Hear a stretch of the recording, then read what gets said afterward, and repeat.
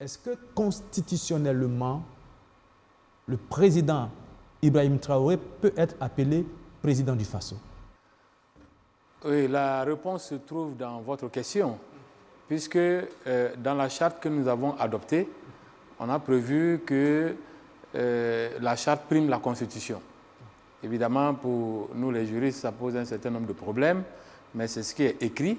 Donc, ce qui fait que s'il y a une contradiction entre la logique de la Constitution et la logique de la charte de la transition, évidemment, c'est la logique de la charte de la transition qui doit prévaloir pendant la transition, d'après ce qui est écrit toujours. Donc, ce n'est pas une opinion.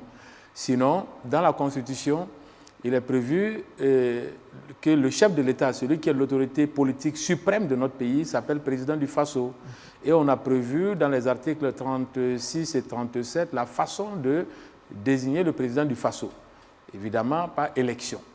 Donc ça, c'est la logique de la Constitution. Maintenant, la charte de la transition qui a été adoptée hier, modifiée, prévoit qu'on peut appeler président du Faso celui qui est président de la transition. Donc, vous allez être dans un des problèmes qui est prévu. Il y a une contradiction entre la logique de la charte et la logique de la Constitution. Et dans cette contradiction, la réponse est écrite dans la charte. C'est la logique de la charte qui l'emporte. Donc, on sera à peu près obligé, du point de vue de l'agencement du droit de la transition, d'appeler le président de la transition président du Faso.